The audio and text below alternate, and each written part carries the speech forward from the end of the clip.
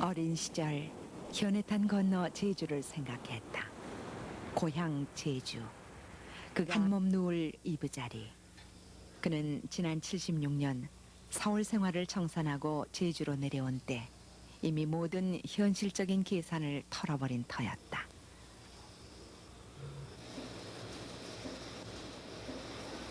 오직 필요한 것은 캔버스와 그 밖의 그림 도구들. 자신이 지킬 재산은 그게 전부라고 생각했다.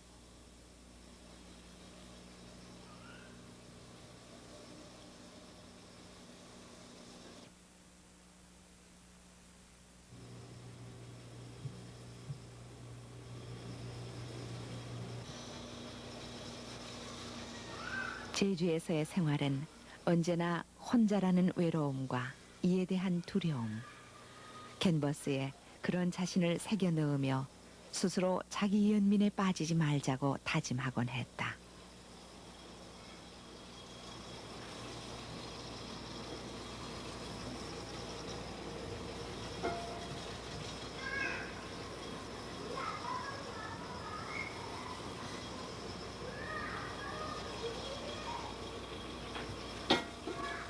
환갑이 넘은 지금 새삼 되돌아보면 지난 시절 고향 제주를 찾은 것이 어쩌면 나이 들어가면서 점점 퇴색돼가는 기억을 놓치고 싶지 않다는 이유였는지도 모를 일이다.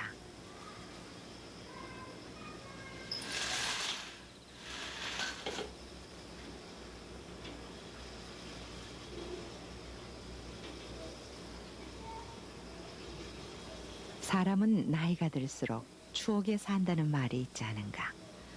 그가 일본으로 떠나기 전 귀동냥으로 듣던 전설 같은 얘기들이 왜 그리도 가슴 한구석을 메우고 있는지 이렇듯 제주 앞에 서고서야 조금씩 알 듯하다.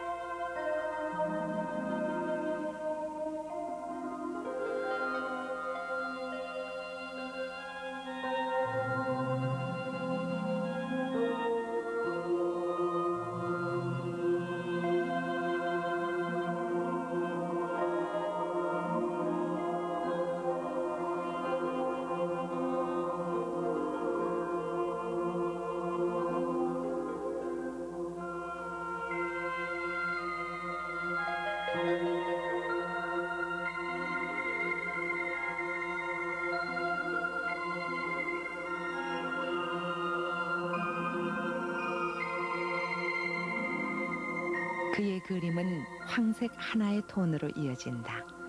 그리고 먹으로 발목 효과를 내 이미지를 나타내듯 몇 개의 검은 선들이 극도로 요약된 상태에서 사물을 표현한다. 그러나 거의 대부분의 소재는 초가집, 말, 까마귀, 그리고 파도. 모두 다 그의 옛날 고향집 기억 속에 남아있는 것들이다.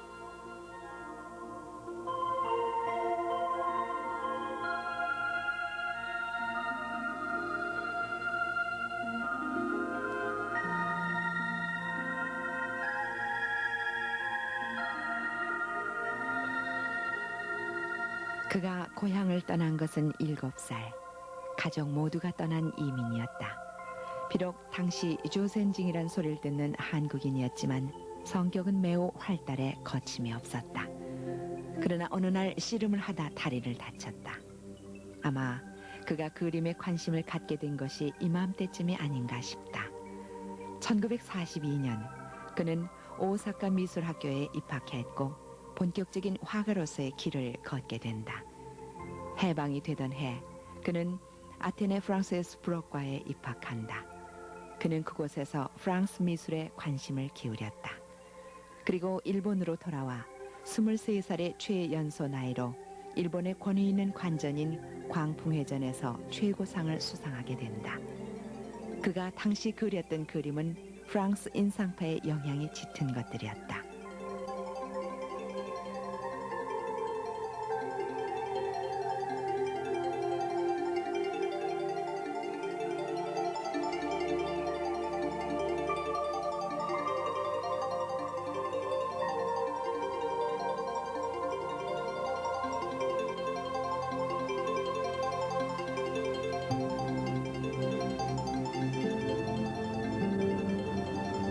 최고상을 받으면 자연히 회원이 되는 광풍회의 규칙을 따라 그는 일찍이 유명 작가가 되어 일본 화단에서 대접을 받는다.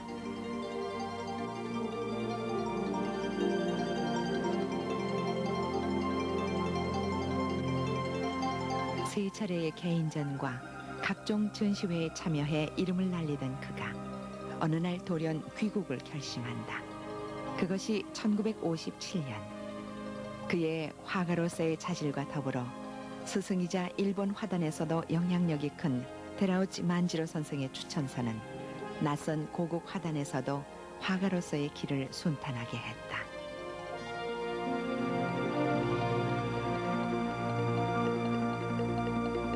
그가 귀국 후 처음 찾아든 곳은 바로 비원.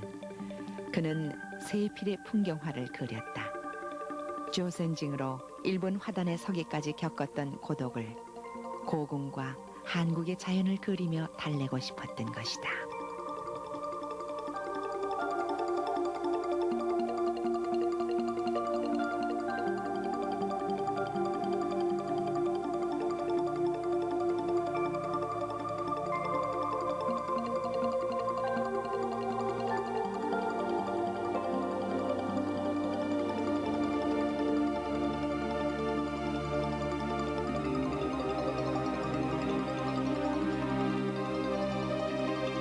그의 비원 시절의 그림은 매우 섬세하고 부드럽다.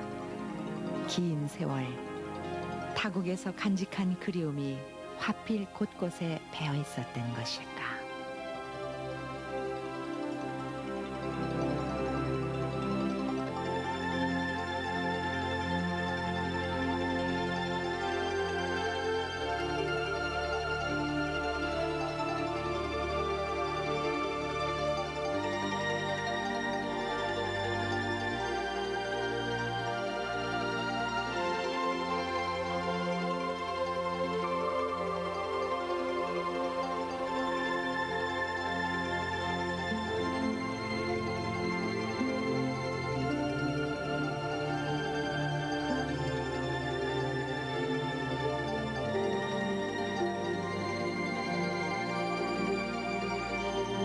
그러나 엉뚱하게도 그의 그림을 알아주고 그리기가 무섭게 사가는 곳은 일본이었다. 물론 그의 일본 시절이 화려했던 덕이겠지만 어쨌든 그로 인해 그는 전후 시대의 어려움을 겪는 한국 화단에서도 경제적인 여유를 갖고 그림을 계속할 수 있었다. 그러니까 57년도에 귀국을 해서 그게 그 자유당 때 말인데 그 무렵부터 그 서울의 그 반도 호텔, 지금의 롯데백화점 자리인데 반도 호텔에 유일하게 그 반도 호텔 화랑이라고 해서 하나가 생겼는데 그때 그 비원에서 그린 그림 같은 것을 거기 내놨어요. 내놨는데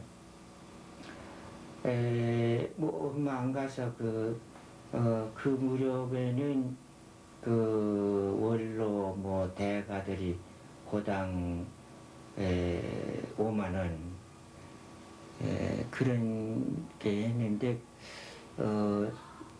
얼마 안 가서 사이구가 일어나고 그 다음에 5.16가 일어나니까 합의 계획을 했죠. 그러니까 그 10분지일로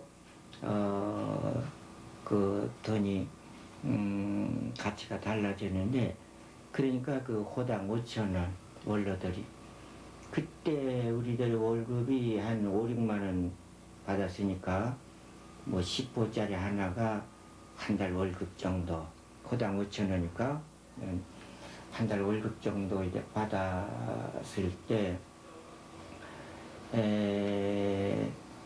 그 70년도에 들어와서 일본에서 그 개인전을 하자고, 그래서 거기에 일본에서 그 개인전을 했어요. 그러니까 작품이 잘 팔려갖고 인기가, 그러니까 일본에서 개인전을 했을 때 한두 점 팔리면은 뭐 괜찮다고, 5점만 팔리면 성공했다는 것이 이것이 일본 화단의 뭐 보통 누구나 그런 주세죠. 그런데 거의 작품이 그 50부 100호짜리도 팔리니까 그때 그 화랑 주인이 한국에 와서 그 개인전 사상 이렇게 그 다 팔린 일인 역사일이 없다 하면서 일본하고의 그 화랑, 그때 후지 화랑이라고 되는데 계약을 하자. 그래서 호당 3만 원. 그러니까 한국에서는 그 원로도 호당 5천 원인데 호당 3만 원 6배나 비싸게. 근데 이 사람들은 그거 사갖고 가서 호당 15만 원. 그러니까 10호면은 150만 원이죠. 한국에서는 5만 원인데 일본에서는 150만 원. 그래서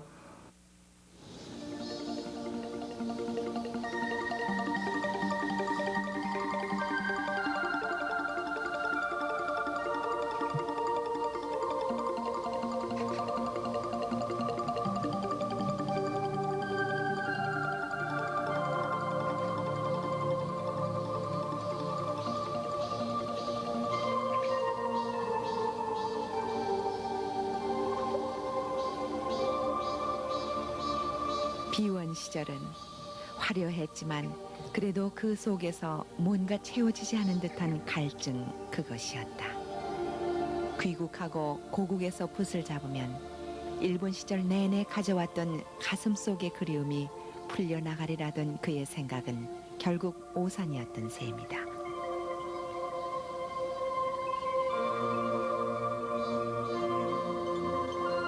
그는 그 그리움의 발생지를 찾기 위해 일본을 등졌듯 또다시 비원을 뒤로 해야만 했다.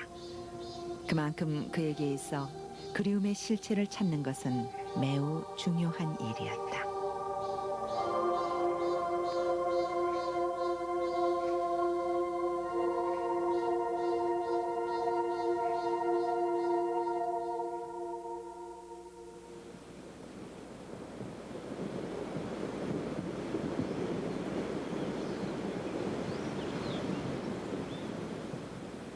고향, 그가 찾은 곳은 제주였다.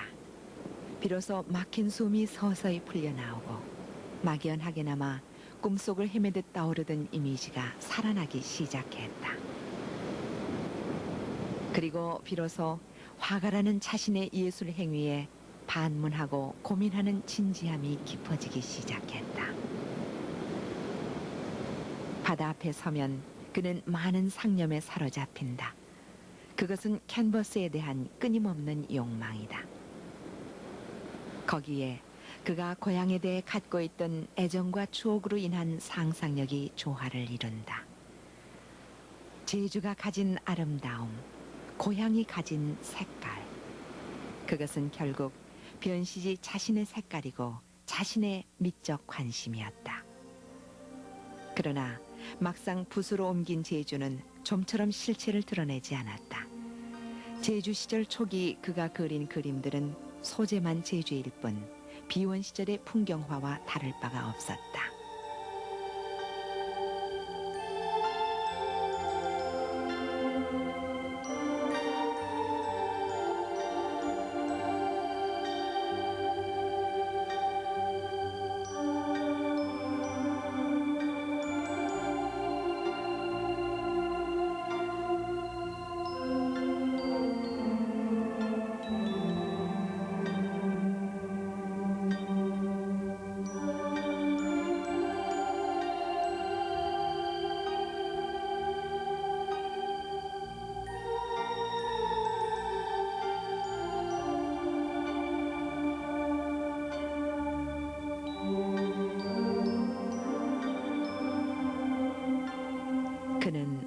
또 한 번의 갈등을 겪는다. 그림을 그리다 보면 언제나 그의 입속에 되뇌어지는 말은 이게 아닌데. 그는 다시 그가 고향에서 찾은 그리움을 표현할 색을 찾아 유럽행을 결심한다. 그의 눈에 비친 유럽은 골동품의 도시. 그 속에 담긴 세월의 이미지는 그가 일본 시절 고국과 고향을 그리며 가졌던 막연한 이미지들과 흡사했다. 그가 80년대 초 유럽에서 돌아와 그린 이들 그림 속에서는 지금의 제주 그림과 흡사한 색깔과 소재가 나타난다.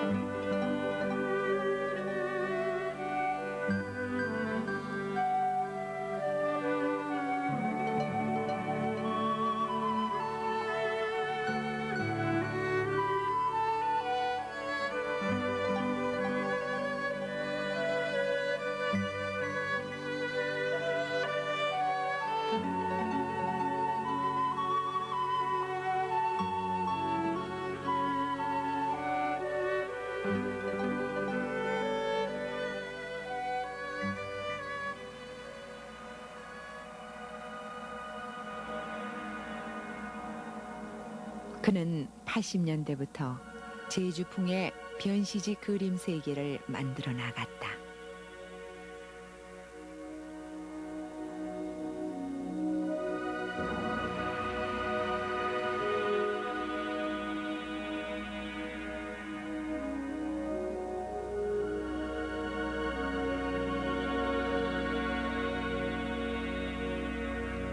그의 화필 생활을 일본 시대, 비원 시대, 그리고 제주 시대로 나눈다면 다시 찾은 제주 생활을 통해 그는 본격적인 제주 시대를 맞게 된 것이다.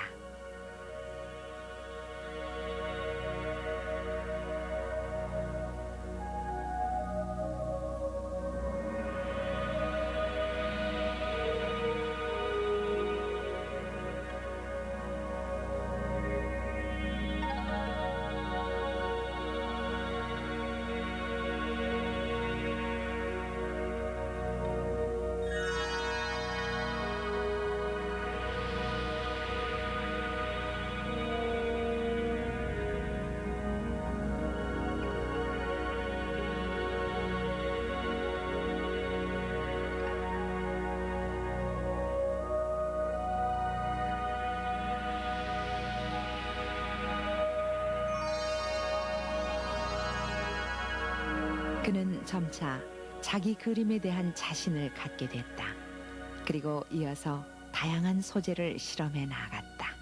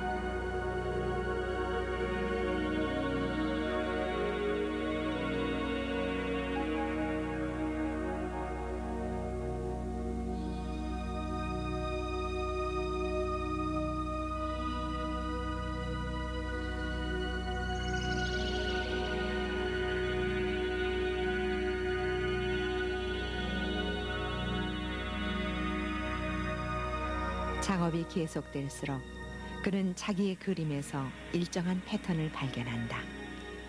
일그러진 초가집에 제주의 풍랑을 맞고선 말과 소나무, 그리고 이를 막아서서 지키지도 못하고 그렇다고 비켜서지도 못하는 어떤 한 인물. 그림들은 같은 색채와 같은 소재로 이미지만을 달리해 나아갔다. 그러는 사이에도 그의 캔버스는 계속 실험실 노릇을 한다. 화가 초년 시절부터 취미 삼아 그리던 수묵화의 기법들이 어느새 그의 그림 속에 자리 잡는다. 재료는 물론 유화이다. 그러나 그림 속에 조금씩 동양적인 신비감이 스며들고 이는 전설의 고장 제주의 맛으로 살아나는 듯했다. 그는 유럽 여행 이후 자신이 찾은 색깔, 바로 황색 톤의 캔버스를 고집한다.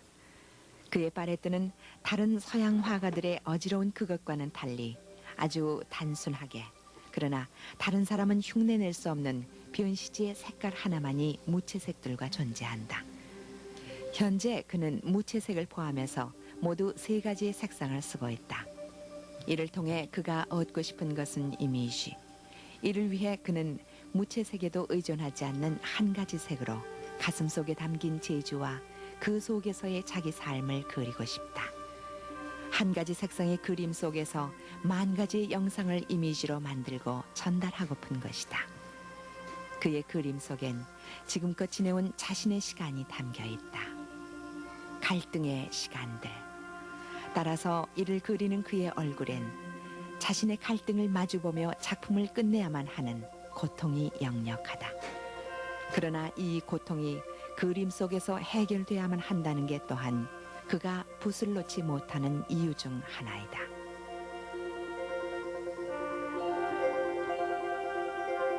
아마 애당초부터 나는 이런 화풍으로 77년대 바꿔졌을 때 1, 2년만 하면은 완전하게 완성되리라고 해서 1년 더 계속해도 안 되고, 그래서 1년만 더 연장하자. 그 연장하자 하는 거는 서울에 가족들이 있으니까 그 제주대학에 처음에는 안 오겠다는 것을 이제 초청 교수로 그 한 학기에 한 번, 10하루간 10하루 특강, 그래서 초청 교수로 왔다 가는 걸로 했다가 여기 오니까 뭐 고향이고 하니까 금세 정이 들고 주변에서 좀 눌러 앉으라고 하고. 근데 뭐 그전에는 가끔 일부러 그림도 그리려 왔으니까 이번 온 김에 1년만 이 대학에 남으면서 자꾸 이 작품이나 좀 하자 하다가 그것이 이제 막상 그렇게 돼서 살면서 보니까 그 제주도 변하려면 이것이 아니다 해서 새로운 이런 기법을 창출하면서 이걸 완성하는데 1년이면 되지 않은가 해서 그 1년을 2년 돼도 안 되고 3년이 돼도 안 되고 1년이 연장하다 보니까 이제 15년이라는 세월이 흐려갖고 정년 퇴임을 하게 된 거죠. 근데 지금도 만족하지가 않죠. 그래서 지금은 이제 그동안 소품을 많이 했던 것을 이제 대작으로 웬기는 그것도 젊었을 때 좀 힘이 있을 때 웬기해야 되니까 우선 그 대작으로 웬기면서 뭔가 또 달라지지 않겠느냐 해서 그 시도한 것이 그 까만 톤으로 한 52점 나왔고 그 후에 또 이 노란 톤으로 지금 작업을 하고 있지만, 그렇게 그 까맣게 된 것도 뭔가 그 속에서 또 하나 뭐가 발전이라고 할까 뭔가를 찾아내기 위해서 그렇게 아주 까맣게까지 들어가 본 거예요. 그래서 다시 노랗게 됐는데, 그럼 뭔가 까맣게 들어갔다가 나오면은 조금 뭔가 언젠가 조금 뭐 달라질 거 아니겠어요? 그런 체험에 의해서. 그래서 아직도 어떤 그 문제가 해결 안 되는 것도 많죠. 앞으로 더 계속해야죠.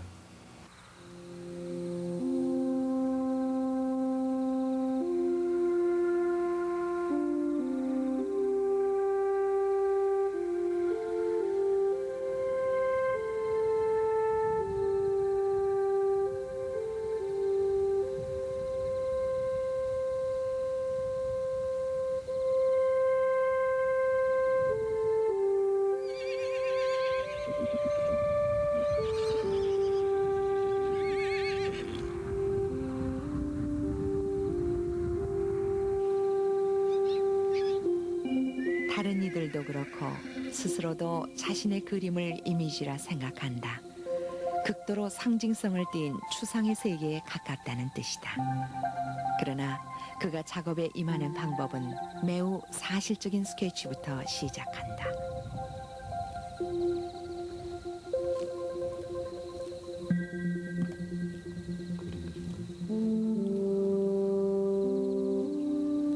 그는 자연 속에 담긴 그 사물들을 세필로 그리며 계속된 이미지를 만들어간다.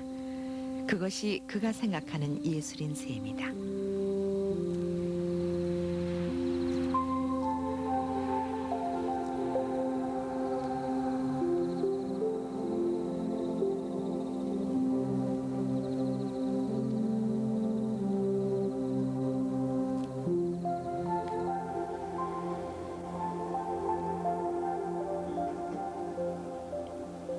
이미지의 예술, 색채의 이미지로 만상이 연결되고 점 하나, 선 하나의 표현으로 작가의 마음이 전달되는 그런 작업을 계속하고 또 연구한다. 그는 바레트에 물감을 배합하면서 자신의 감정 상태를 읽는다.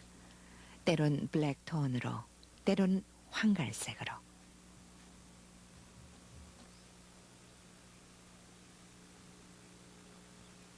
그의 그림엔 언제나 자신과 닮은 어떤 한 사람이 존재한다.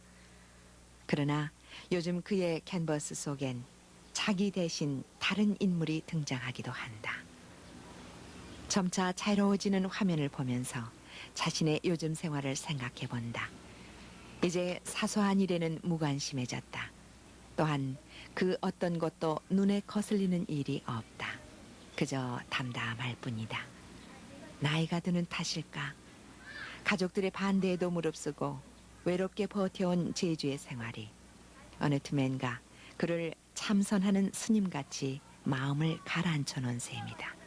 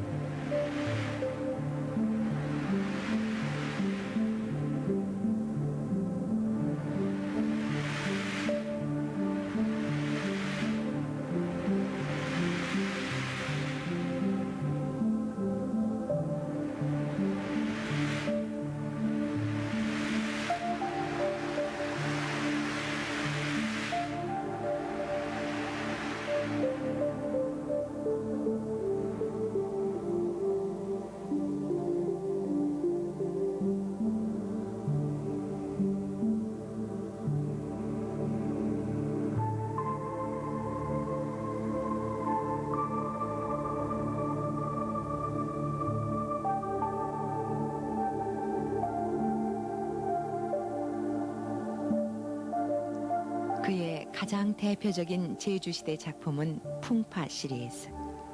이 속에는 그의 지나간 시간들이 일기책처럼 담겨 있다.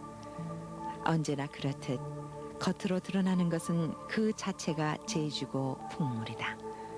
그러나 변시지의 그림을 보면 제주라는 공간 속으로 빠져들기보다는 화가의 내면 속으로 더 가까이 다가서게 된다.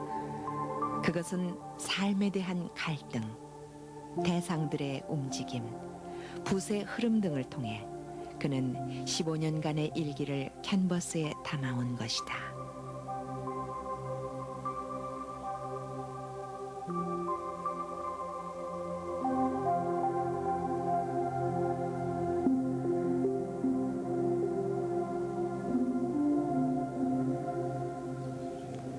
예, 이분의 그 제주도 풍경 시리즈는 우선 두 가지 측면에서 그 중요성을 간파할 수 있습니다.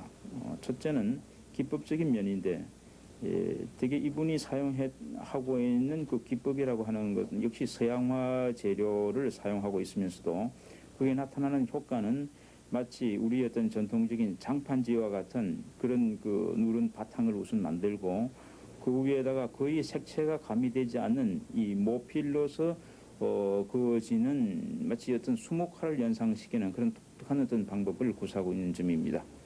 그 다음에 두 번째로는 내용적인 면인데 그 내용은 역시 이 제주도 풍물입니다.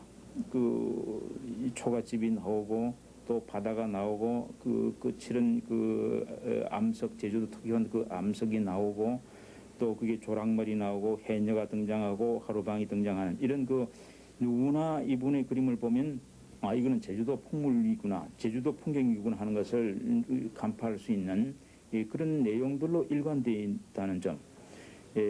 말하자면 그 제주도라고 하는 어떤 풍물을 이렇게 하나의 어떤 양식적인 어떤 스타일화 만들어준 예는 뭐 거의 없었던 것이 아닌가 하는 점이고 또 하나는 그런 어떤 풍물 속에 항상 그 외로운 남자의 모습, 쓸쓸하게 그 이 바닷가를 거닌다든지 멀리 바다를 수평선을 바라본다든지 뭐 지팽이를 짚고 우리가 앉아 있다든지 그런 남자의 어떤 모습이 항상 점경이 됩니다.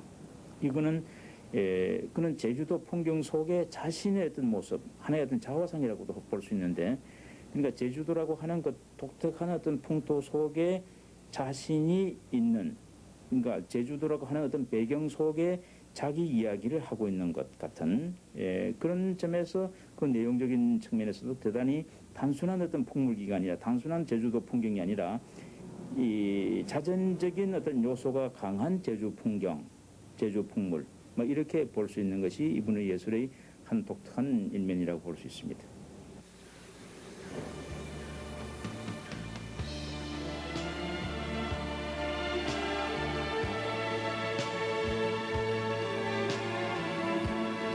제주에서의 시간들 중 그는 요즘이 가장 편안하다.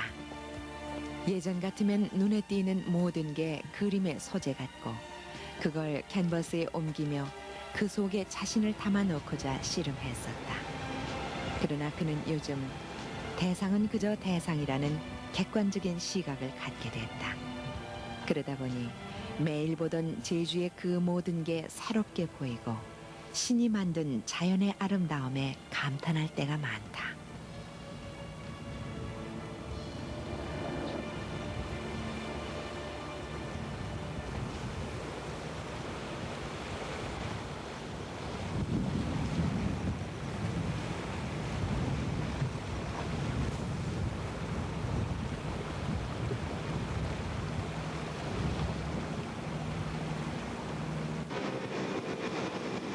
이제 그간 서울 화단의 발길을 끊고 은둔자의 생활을 자처했던 삶의 태도를 거두고 화랑가를 걷고 전시도 기획한다. 올해로 그의 화필 생활 50년. 게다가 남들은 한번 바꾸기도 힘든 그림의 세계를 무려 3차례의 공간을 날아다니며 바꿔온 삶이 아니던가.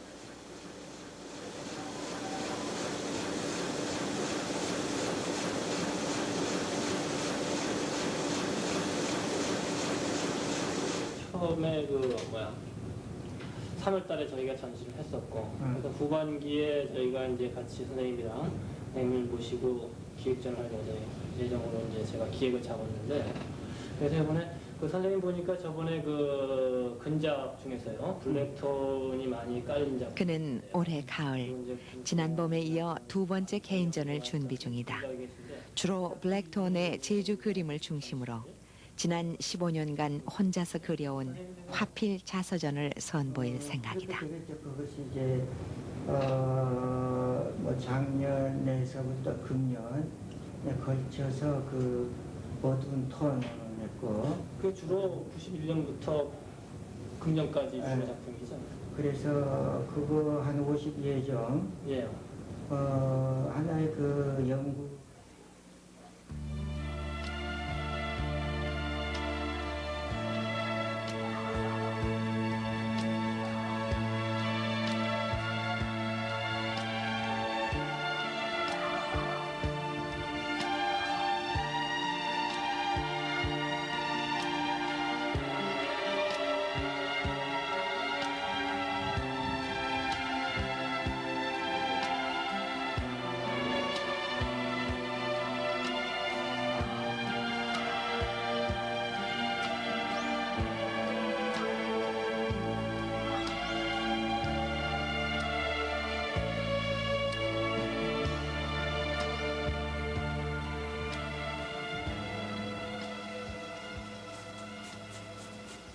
제주로 다시 돌아와 작업실에 섰다. 예전처럼 그의 화실은 물감 냄새와 단순한 화구 등 변한 게 없다. 그가 캔버스에 앉아 손을 놀리는 모습도 예전과 다를 바 없다. 그러나 그는 작업실의 느낌이 달라지고 있음을 느낀다. 언제나 그림자처럼 어깨를 드리웠던 고독과 갈등은 사라졌다.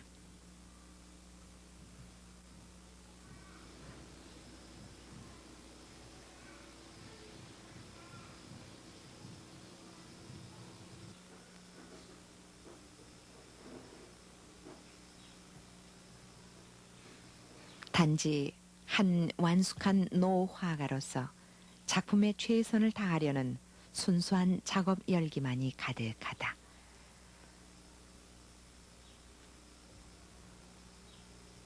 그리고 점점 가속도가 붙어 지금껏 닫았던 마음의 문도 힘차게 열려나간다. 그는 요즘의 그림 속에 발견되는 소재의 다양함에서 또다시 변신하는 자신을 본다. 내가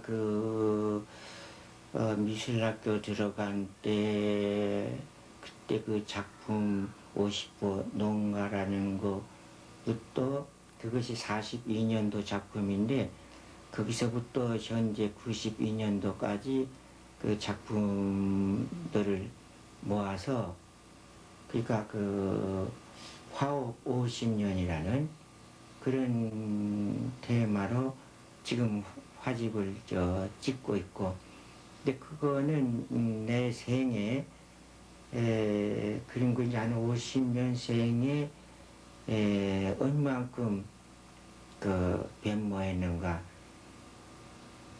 그런 것을 자기 스스로 그 반성을 해보기 위해서, 그래서 그런 화집을 내고 있지만 그것이 계기로 해서 앞으로 또 계속 그 연구라고 그 추궁을 하다 보면 뭔가 또 어떻게 달라질지, 그런 것을 자기 스스로 좀 노력을 하면서 좀 기대를 가져보면서 막 앞으로도 계속 지금 하고 있는 작업을 시공해 보려고 하는 생각이 있어요.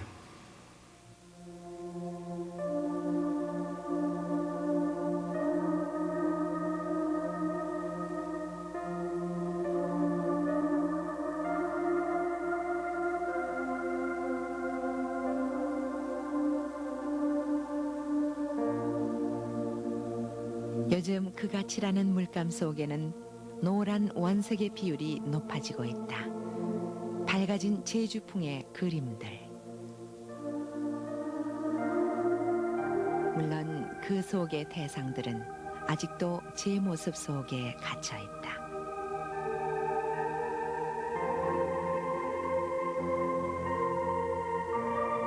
그러나 변시지는 하나씩 자신을 덮고 있던 내면의 문제들이 해결돼감을 느낀다.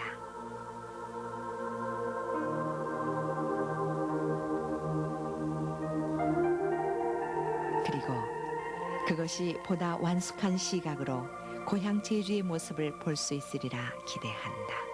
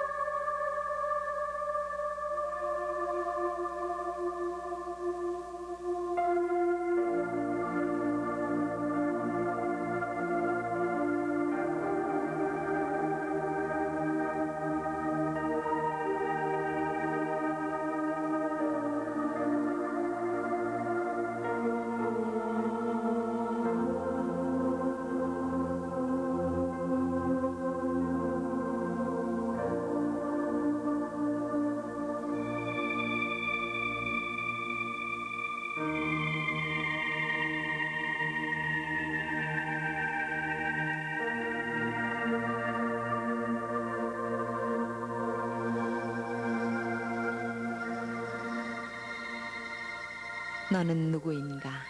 끊임없이 자문해온 이름 변시지. 캔버스 속에 그려지는 자신의 분신들을 대할 때마다 생소하게 떠올랐던 이름이기도 하다.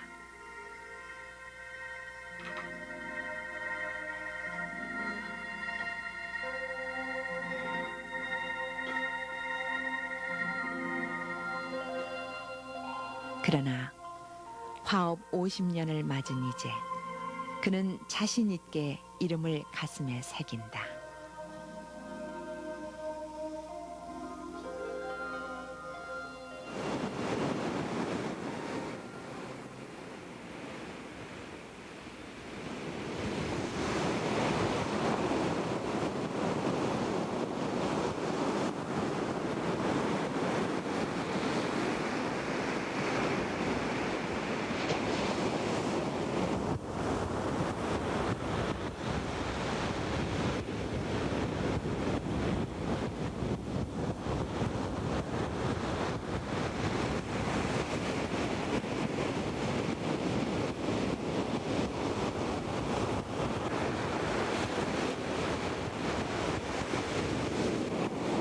그리고 그 긴 시간 동안 그래도 지치지 않고 이에까지 와서 이렇듯 꿋꿋하게 다시 서 고향의 자연을 마주하는 자신이 내심 뿌듯하다.